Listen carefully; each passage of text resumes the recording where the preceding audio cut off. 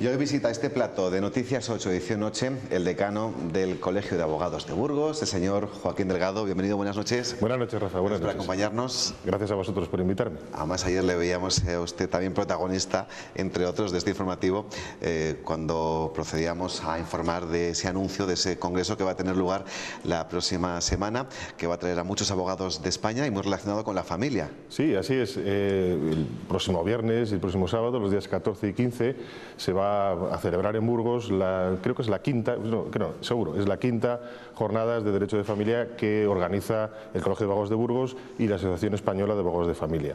Es una cita importante dentro del panorama de la formación del Derecho de Familia en nuestro país y a nivel nacional, y estamos muy orgullosos porque creo que las jornadas van a tener mucho éxito, tanto por las personas que van a acudir a impartir las ponencias, como los asistentes que van a venir de todo el territorio español para ilustrarse, tener un foro de compartir cuestiones relacionadas con los aspectos jurídicos del derecho de familia, pues para tratar de un asunto que es importante para todos. Y bueno, basta decir el dato de que en España hay 100.000 sino 100.000 rupturas matrimoniales, de las cuales 700 aproximadamente se realizan o se producen en la provincia de Burgos. En un año, hablamos. En un año, sí. ¿Cada vez es más importante el derecho de familia o es más importante ahora, o se le da más importancia ahora que hace unos años? Bueno, el derecho de familia siempre ha tenido importancia, pero a raíz de la promulgación en España de la ley del divorcio, ya hace muchos años, pero no nos acordamos, pero hay mucha gente que ha convivido en España sin una ley de divorcio, tiene una importancia capital, ya que las relaciones, no solamente en los procesos de ruptura matrimonial, sino las relaciones que existen entre las personas del ámbito familiar, las relaciones entre los hijos, entre los propios elementos que forman parte de la familia, los relacionados con la violencia de género, etcétera, tienen muchísima importancia, y no solamente porque la tienen desde el punto de vista humano y social, sino también desde el punto de vista jurídico, que es un poco lo que nos compete a los colegios de abogados. Usted daba el dato ahora mismo de 100.000 rupturas en un año a nivel nacional, 700 corresponden a nuestra provincia. Sí. ¿Cómo nos sitúa este dato respecto a la media? Bueno, la tasa más o menos respecto de por números o por 1.000 habitantes está dentro de la media nacional. La más alta creo que están en Cataluña y en Canarias, creo recordar. Y bueno, pero nos sitúa más o menos dentro de la media nacional. ¿La mediación familiar también es algo que se tocará en este encuentro? Concretamente en estas jornadas no se va a tocar la mediación familiar, aunque es un tema también importante, y que el Colegio de Abogados también tiene a gala el que la formación en mediación familiar es una de nuestros objetivos y una de nuestras cuestiones que hacemos valer dentro de los cursos de formación y dentro también de la Asociación de Mediadores Familiares, que está constituida en el seno del Colegio de Abogados, porque nosotros entendemos que el ejercicio de la profesión de abogado no es incompatible con la de mediador, en el sentido de que la mayoría de los mediadores, lo mejor y lo ideal es que sean abogados, es decir, que el abogado además pueda ser mediador, que el mediador a la larga acabará siendo una profesión independiente, pero que nutrida especialmente y fundamentalmente de abogados. ¿Logra el mediador paralizar determinadas o muchas rupturas? Es decir, ¿cuántas se paralizan con esta figura? No, vamos a ver, no hablemos exactamente de lo que es la figura de paralización, sino de la figura de un instrumento, la mediación, para que las rupturas matrimoniales y los procesos matrimoniales y otros procesos también tengan un cauce más humano, más humanista, más buscando la solución en los propios integrantes de la relación o del conflicto, es decir, los cónyuges, los hijos en su caso, pues tratar de buscar que la solución venga del propio seno de donde se ha producido el conflicto. Eso es un poco, digamos, lo que tiene que basar el mediador su trabajo, en tratar de efectivamente dar una solución consensuada y a través de técnicas que hacen que el uno vea la posición del otro y el otro vea la posición del uno. Bien, pues vamos a cambiar de asunto, señor Delgado. Sí. Vamos a hablar de todo lo que ocurría hace unos meses con esa polémica con la sede del Tribunal Superior de Justicia a raíz de esa reforma de Gallardón, de la ley de demarcación y planta. Ahora está todo muy silencioso. ¿Eso es bueno? Bueno, vamos a ver, en principio hay que tomarse la cuestión en el punto donde está. ¿Dónde está ahora mismo? Bueno, pues está en que no hay siquiera un anteproyecto. Para que nos entendan un poco los telespectadores, el proceso de formación de las leyes, el proceso, digamos, más común, hay otros procesos, pero el más común es que los ministerios correspondientes primero lanzan un anteproyecto que someten una serie de informaciones y luego lo llevan al Parlamento. Bueno, en el caso de este proyecto de demarcación y planta judicial, ni siquiera hay un proyecto. Estamos hablando de un borrador de una comisión de expertos que es el paso, digamos, anterior para que ese proyecto pues, pueda tener esa categoría de anteproyecto, con lo cual es un proyecto que no ha sido informado, digamos, por nadie. ¿Qué significa esto? Significa que, aunque no existe el anteproyecto, sí que, y así nos lo tomamos, y creo que con mucha responsabilidad en la ciudad de Burgos, que efectivamente este borrador de la comisión de expertos podía o podía indicar o indicaba una tendencia por parte del Ministerio para realizar un determinado o promulgar un determinado anteproyecto. De ahí toda la movilización que hicimos y de ahí que efectivamente entendemos que estuvo perfectamente justificada esa movilización, puesto que en ese anteproyecto se preveía la desaparición digamos, efectiva de la capitalidad de Burgos del Tribunal Superior de Justicia de Castilla y León. Parece ser que leyendo bien el documento, lo que sí que venía bien claro era el desdoblamiento de salas, ¿no? El desdoblamiento de salas, y yo entiendo que una eliminación prácticamente efectiva de la figura de la capitalidad en parte de Burgos, ¿no? Por lo tanto, entiendo que sí que hicimos bien en movilizarnos y de momento yo creo que por cuestiones de técnica o cuestiones políticas estrictas del Ministerio, pues el proyecto no ha seguido, o el borrador no ha seguido hacia adelante por un tema presupuestario, posiblemente por un tema también de oportunidad política. Ahora creo que el Ministerio anda en otros menesteres y esa es la cuestión que apuntaba al propio Diario de Burgos cuando en noticias de hace poquito indicaba que ese proyecto no iba a salir adelante, por lo menos en un futuro cercano. Usted, junto con otros colectivos, acompañó al alcalde Javier Lacalle al Ministerio de Justicia a una reunión de cuya respuesta, vía carta, parece que no dejó satisfecho a casi nadie. No, porque nosotros entendemos que esa carta era una carta estandarizada, era una carta que se enviaba, es decir, que era una carta un poco que establecía una respuesta a preguntas que igual no se habían formulado directamente allí. Lo que sí es cierto es que esa reunión que tuvimos con el Ministerio le hicimos ver una serie de posiciones que teníamos o que tiene la ciudad de Burgos alrededor o acerca de este anteproyecto en cuanto a la capitalidad, que creo que fueron recibidas de una manera receptiva a la hora, ya digo, de establecer ese anteproyecto, que es el que realmente es el primer texto que, digamos, puede ser realmente discutido y discutible dentro de la organización que tiene o del proceso que lleva una elaboración de un texto legislativo, es decir, los informes correspondientes de los diferentes estamentos, desde los colegios profesionales cuando se nos piden, el Consejo de Estado, etcétera. ¿Sería compatible el desdoblamiento de esas dos salas, que son lo civil y lo penal, ¿no? Sí. A Valladolid, con la presidencia del Tribunal Superior de Justicia en Burgos? Yo creo que sería sobre todo en el modelo que está planeado, sería incompatible. El modelo que estaba planeado en ese borrador era un modelo, curiosamente, que también debemos hablar de eso, de alguna manera trataba de centralizar los servicios de los tribunales, es decir, creaba o desaparecía los partidos judiciales, pero por otro lado establecía una especie de descentralización de las audiencias, de tal manera que era un poco incompatible una cosa con la otra. Lo que sí es cierto es que ese proyecto además tiene unos componentes o ese borrador que a nosotros, concretamente a los abogados de Burgos, siempre nos ha parecido peligroso, que es la desaparición efectiva de los partidos judiciales.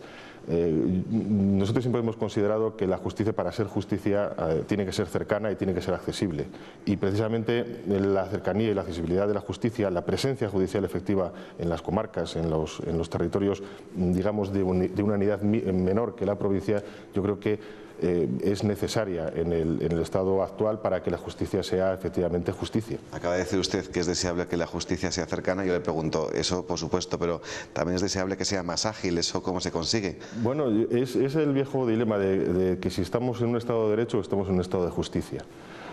Creo que lo segundo está ahora mismo muy en tela de juicio, y valga esta expresión, digamos, jurídica o una expresión, digamos, de jerga jurídica o de jerga de abogados.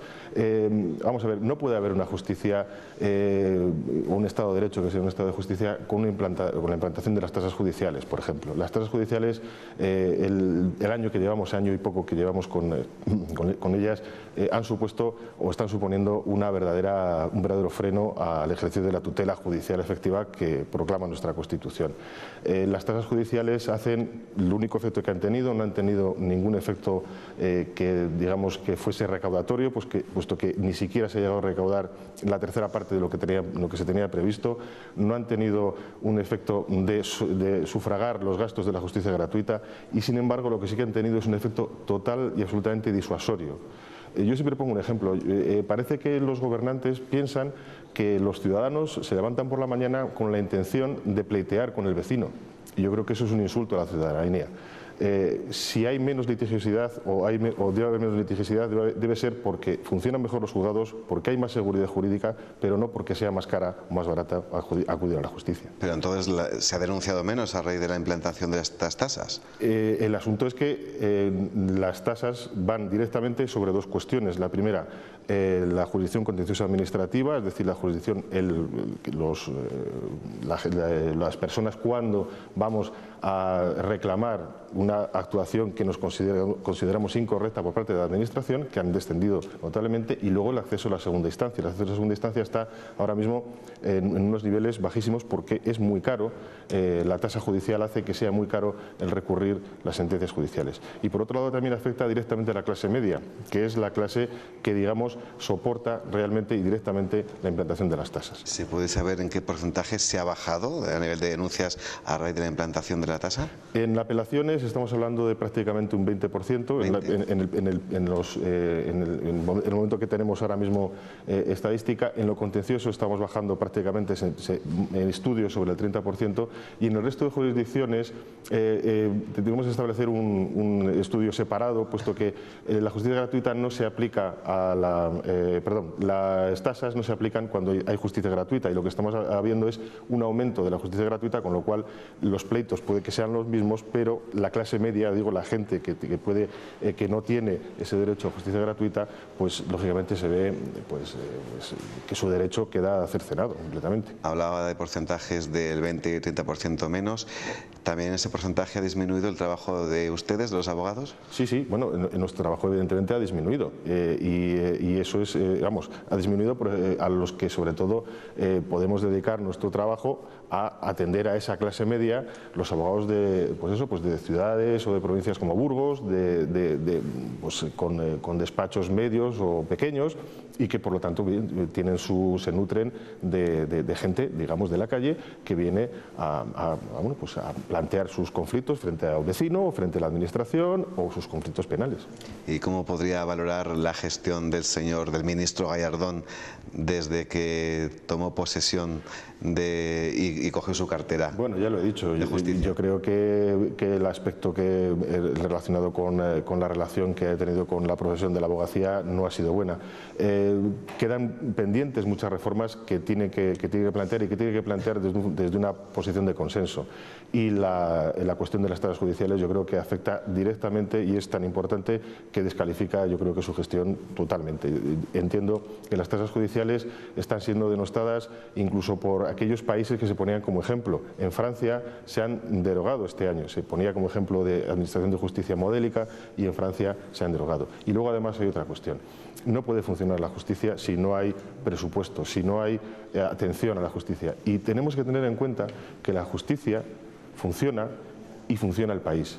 Si la justicia o la administración de justicia es ágil, es eficaz, responde a los conflictos de las personas, primero hay menos litigiosidad porque hay más seguridad jurídica, y en segundo lugar hay más posibilidades de que la economía vaya mejor, de que no exista gente que utilice la justicia, que los hay, y evidentemente se reprocha su actitud para utilizar la justicia para retrasar el pago, por ejemplo, de determinadas prestaciones que tiene que realizar, etcétera. Con lo cual, si no nos mentalizamos que la justicia tiene que funcionar bien, de manera ágil, y que eso se soluciona con dinero y con imaginación también para gestionar ese dinero de manera adecuada, pues no vamos a tener un país, digamos, que estemos orgullosos de que efectivamente vivir en un país como este. Aparte de la cuestión ya simplemente moral de que la justicia tiene que funcionar porque es una necesidad moral y es una necesidad ética de la sociedad. ¿Y cómo queda finalmente la forma de nombrar el Consejo General del Poder Judicial?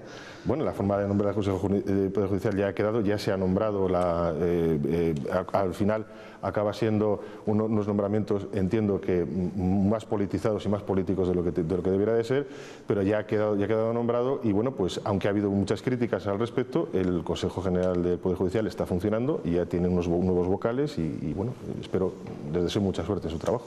Le voy a hacer una consulta relacionada con el siguiente contenido, también tiene mucho que ver con lo que ha pasado días atrás en Gamonal, porque esta mañana la Asamblea Vecinal de Gamonal ha salido a la calle para movilizarse a las puertas de las entidades bancarias. Piden la retirada de las denuncias que los bancos han realizado contra los detenidos por los daños que sufrieron en los altercados. Miembros del movimiento han entregado una carta a los directores de las sucursales dañadas para solicitar que se retire la acusación, que no se reclame ningún tipo de indemnización y que no se condene a ninguno de los encausados. Ese tipo de situaciones, ¿cómo suelen quedar? Bueno, vamos a ver, hay un principio general de que nadie puede dar lo que no tiene. Quiero decir, estamos en un momento en que es indisponible, es decir, la justicia penal no funciona directamente porque lo quieran o no lo quieran las entidades bancarias que han sido afectadas, con lo cual me parece que esa vía considero que no es una vía acertada, y lo digo con todo el respeto para las personas que están pidiendo eso, porque creo que la petición es una petición bien intencionada, pero yo creo que no tiene o no puede tener virtualidad. Lo que sí nosotros estamos manteniendo desde el colegio es la absoluta independencia de los letrados, que bien o porque han sido designados por las personas que fueron detenidas o bien porque fueron designados a través del turno de oficio, que tengan absoluta independencia y que su defensa, la defensa de los intereses de sus clientes, pues no se vea mediatizada por ninguna digamos consigna o ninguna actuación de nadie, ¿no? Entonces nada más que su propia actividad deontológica y el respeto al Estado de Derecho y al derecho de defensa. ¿Y en qué cambia las cosas el hecho de que el Ayuntamiento se persone o no se persone como acusación particular contra los imputados? Yo entiendo que no, desde el punto de vista penal no cambia las cosas en absoluto, es decir, el asunto es evidente, es decir, si el fiscal considera que debe haber indicios de comisión de algún delito, pues lo pondrá en conocimiento, hará el correspondiente escrito de acusación y las partes a través de sus letrados se defenderán. Eso es lo que el funcionamiento normal. Bien es cierto que sí que se puede por parte de de las asociaciones y demás, pues reclamar a las entidades bancarias o tal que tengan, bueno, pues algunas actuaciones relacionadas, pues que con la responsabilidad civil, es decir, que reclamen o no reclamen. Pero la responsabilidad penal siempre está garantizada por el cumplimiento de la ley, que para eso está el Ministerio Fiscal y en eso yo entiendo que ahí no tiene mucho que decir. Bien, ¿cómo se ha posicionado, si es que se ha posicionado de alguna manera su colegio o usted, su persona, con todo lo que ha ocurrido con la derogación en algunos casos de la doctrina Parot? Hemos asistido semanas atrás a la salida de violadores y etarras, ¿no? De forma prácticamente indiscriminada. La respuesta del gobierno siempre ha sido: teníamos que acatar lo que Luxemburgo nos decía. ¿Había alguna otra salida? Yo creo que no. Yo creo que había que acatar lo que decía la sentencia. Y yo creo que lo que se debe hacer es explicar qué es lo que ha pasado, y yo creo que también lo que se debe hacer es indicar que esto no va a volver a pasar. Quiero decir, que todas estas cuestiones tienen relación con la aplicación de una normativa, la aplicación de unas normas penales en el efecto retroactivo de la ley. No voy a extenderme en eso porque yo creo que no es el foro adecuado para hacerlo, y además yo creo que la gente está suficientemente informada. Pero lo que sí es cierto es que yo creo que hay un mensaje de esperanza. Es decir, esto no va a volver a pasar. Ha ocurrido lo que ha ocurrido y tenemos de pensar que las víctimas, efectivamente, pues si nos ponemos en su papel y en su piel, pues no va a haber consuelo suficiente. Y entonces, bueno, pues esa cuestión entre el Estado de Derecho o la aplicación de determinadas sentencias y los sentimientos de las víctimas es lo que nos tiene que hacer reflexionar, que son dos ámbitos diferentes y distintos de ver las cosas. Hombre, en estos casos que afecta directamente a un país, en Luxemburgo preguntarán al miembro de ese país, ¿no? Y será el que influya en la decisión total. No, yo entiendo que no, que lo que es la sentencia lo que hace es establecer una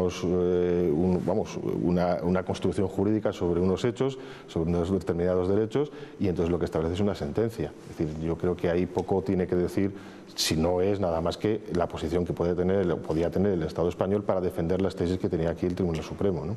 Eso sí. Bien, pues vamos a hablar ahora de su colegio. ¿Cuántos años al frente del mismo como decano? Pues este es mi 4º año ya como decano del Colegio de Abogados. O sea que este año toca elecciones. Este año es un año electoral para nosotros, sí. ¿Cuándo? Pues estatutariamente están previstas o tienen que estar previstas para el mes de julio, aunque se toma posesión del cargo en el mes de septiembre. ¿Podría repetir otra legislatura si usted quisiera? Pues no lo sé, eso dependerá de mis compañeros en todo caso, pero vamos, no lo sé porque este tipo de decisiones son decisiones más bien personales, porque ya como todo el mundo sabe, el cargo de decano del Colegio de Abogados, como la mayoría de decanos o de presidentes de los colegios profesionales, son cargos honoríficos que se llevan con muchísimo honor, pero no son cargos remunerados y van pues a las espaldas de tener que dejar nuestro tiempo de nuestro despacho para ocuparnos de las cuestiones propias del decanato. Aunque cuento, y todo hay que decirlo, con una extraordinaria Junta de Gobierno que no es que me ayude, es que es el bastión fundamental de que el Colegio de Abogados pueda funcionar. ¿Han aumentado mucho el número de colegiados nuevos? Sí, bueno, la cuestión es que ya esperamos que a partir de este año ya no vayan en aumento los colegiados, porque ya la ley de acceso a la profesión de abogado empieza a tener total virtualidad y ya va a haber que hacer un examen para colegiarse, para acceder a la profesión de abogado. Pues señor Delgado, ha sido un placer recibirle Noticias 8 edición noche. Estamos en contacto. Gracias. Muchas gracias.